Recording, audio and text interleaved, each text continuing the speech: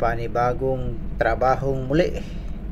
So ito, magbaklas kami ng barbula spindle valve dahil na ito bingkong ito at saka nabiak.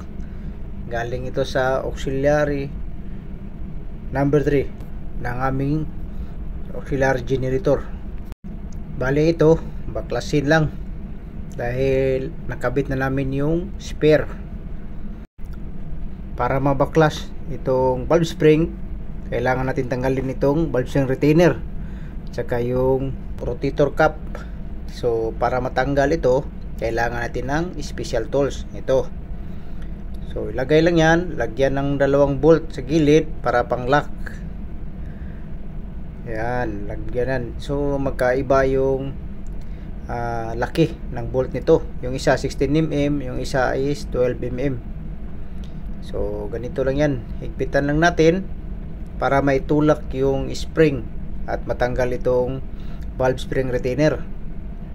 So gamitan natin ng 30mm na ratchet para mahigpitan at maitulak itong spring, at itong valve spring retainer lalabas. Bali kumbaga ito yung half moon.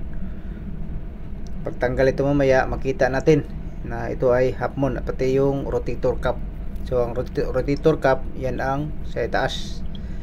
Pagkatapos nyan matanggal rin natin yung spring. So kita nyo na. So ngayon tinanggalan namin yung spindle. So bingkong yan.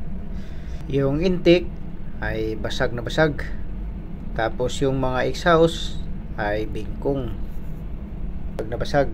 So tatlong spindle valve ay bingkong, isa lang ang hindi. So itong cylinder niya, may mga lamat din ito. So kasunod nito, tatanggalin natin itong valve guide. Ang kasunod, tanggalin na natin itong mga rotator cup at saka yung valve retainer at saka spring para matanggal natin kasunod itong valve guide.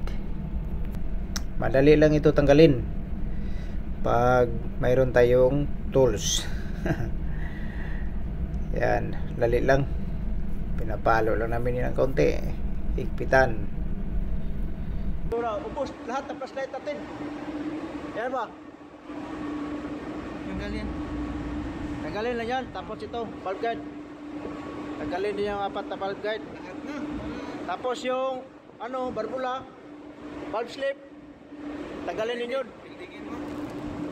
Tingin kung kaya, kung di ko kaya sa puller, tingin. Tingnan mo doon, may puller doon. Ginamit namin na pagtanggal ay medyo kapos, maiksi. Pinagtulong-tulungan na namin ito para matapos kagad. So kita mo, yan, pangit nga si maiksi. Hindi na, pero ako hindi na rin ako gumawa. Bali gumawa lang ako ng bago nung kinabit namin yung bagong spare, bagong valve guide, kinabit namin sa spare. Yun ay gumawa na ako ng bago na brush yung ginamit ko. Bali sinalang ko sa lit machine, saka yun ang ginamit ko para hindi masira yung valve guide. Pagkatapos matanggal ang valve guide, ito naman ang valve seat. So ito mahirap tong valve seat. So kailangan i-welding dahil hindi matanggal sa puller. Dito sa barko mayroon itong special na tools o yung puller, kaso sa sobrang tigas hindi kaya. Kaya ang ginawa, welding na lang talaga. So para hindi tayo makadamay sa iba, lagyan natin ng grasa at saka gasket para sure na pag welding natin ang matamaan ay yun lang valve seat at hindi natin masira itong cylinder head. So ganito lang yung luma. So gamitin natin at i-welding natin dyan para matanggal ito. Pagkatapos kong ma-welding, ito na, natanggalan natin yung valve seat. So ito na yun.